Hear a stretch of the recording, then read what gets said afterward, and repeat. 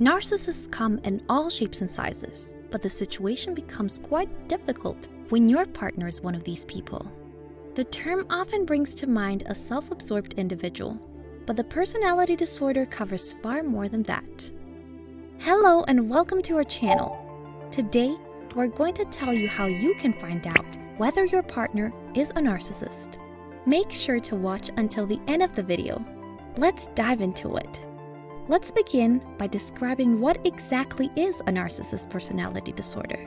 An excessive sense of self-importance, which results in a great desire for praise, a lack of empathy, and difficulties establishing healthy relationships, is a hallmark of narcissistic personality disorder.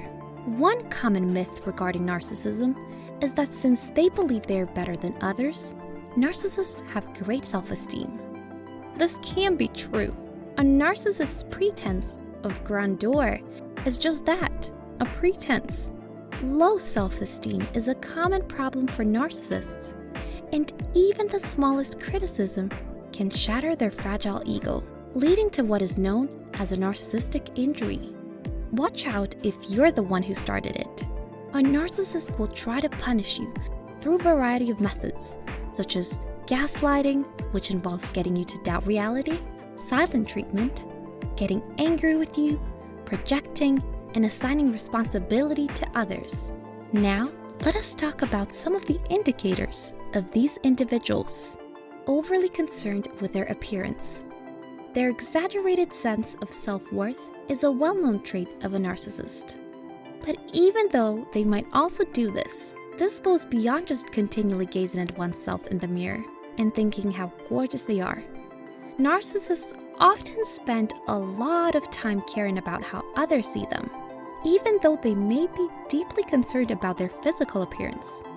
In order to win your heart, the narcissist you're dating may go above and beyond what would normally be expected of them, a practice known as love bombing. The first few months are a blur of fancy dinners, romantic getaways, and deep discussions about how ideal and soulmates you are for one another. This is the time in which they're testing whether you would be a good source of narcissistic supply. A narcissist will cease trying to show how much they care about you and your needs as soon as you fall for them. However, a narcissist will continue to portray themselves as the ideal partner in public, winning over everyone's admiration. They'll abandon the act and begin to emotionally assault you when you're alone and there's no one to impress. In addition to expecting you to be flawless, a narcissistic partner might reject any of your flaws, which everyone has, including them. These flaws, combined with their self-loathing, are what torment narcissists are and the cause of their abusive behavior. They are manipulative. A narcissist's propensity to manipulate people, especially those close to them, is one of their more heinous traits.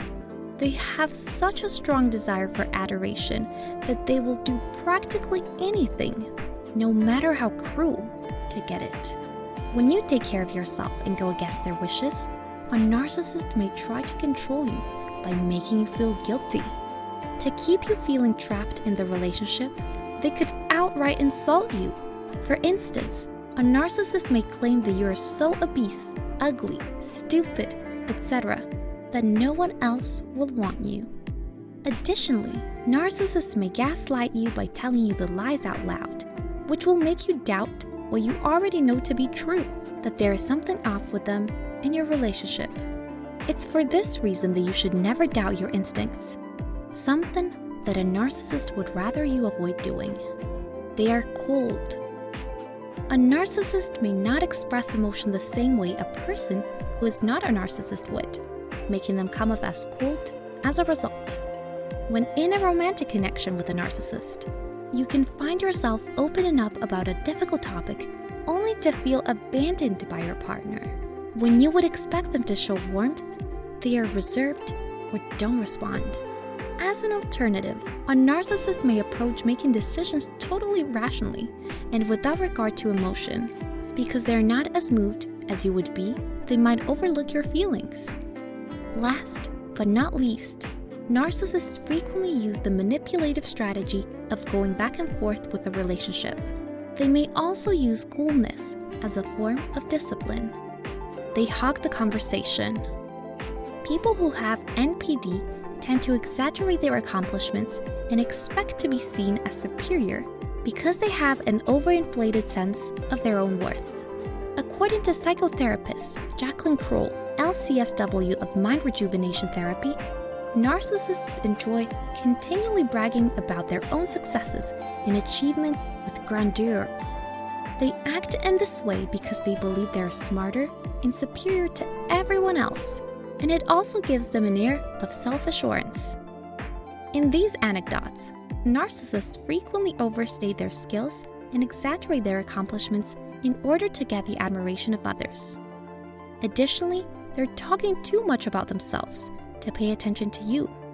So if someone is a little engrossed in highlighting their own greatness, then take that as a red flag and get away from that person as soon as possible. They make people around them feel uneasy. Do you feel as though you must tread carefully because you can never predict when your partner may exhibit one of their moods? When everything appears to be going well one moment, what causes them to lose their cool the next? A narcissist may become upset about anything as minor as your spouse feeling forgotten, while someone at your work receives praise for an accomplishment. Narcissistic anger is the term for this. Since all of your decisions are now dependent on what will please your narcissistic spouse, you undoubtedly feel like you've lost yourself. Few long-lasting friendships. Narcissists can be charming and have little trouble getting friends because of the flawless image they desire to project to the world. It can be difficult to maintain friends with someone who is pathologically self-absorbed, though. True friends don't make anything about themselves. Instead, they play a selfless role by listening to their friends' issues. Similar to romantic partnerships, platonic friendships are reciprocal, requiring both giving and receiving. A narcissist may find it difficult to act like a good friend because their entire world revolves around them, which causes friendship to end abruptly. They lack empathy. One of the characteristics of NPD is an inability to empathize with others. The capacity to understand and share the emotions of another person is what we mean when we talk about empathy. The majority of people experience their feelings in a way that is distinct from how narcissists do. They could have a surface-level understanding of why someone else might feel a certain way, but they can't possibly share those feelings themselves. In the context of a romantic relationship, this would be interpreted as the narcissist acting in a way that they are aware will anger you, but they do not care because they do not consider the feelings of others. That is, with the exception of their own. They keep a narcissistic supply. Even though narcissists do marry, they frequently avoid long-term commitments.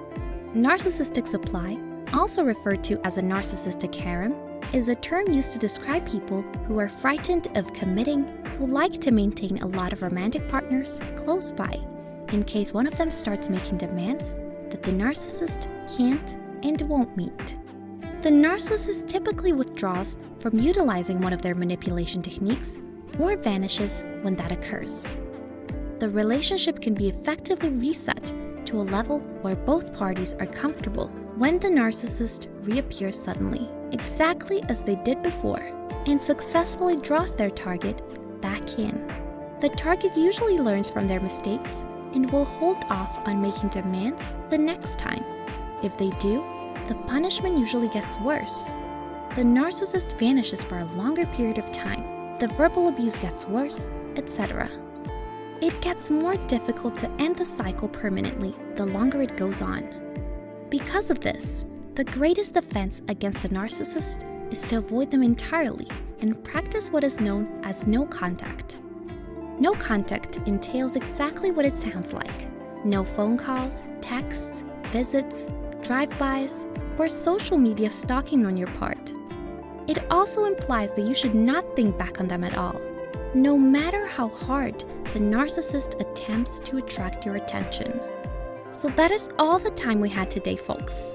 I hope this video was informative for you guys. If you want to view more of our videos, then do subscribe to our channel and do hit the bell icon to remain updated about all our future videos. See you all next time!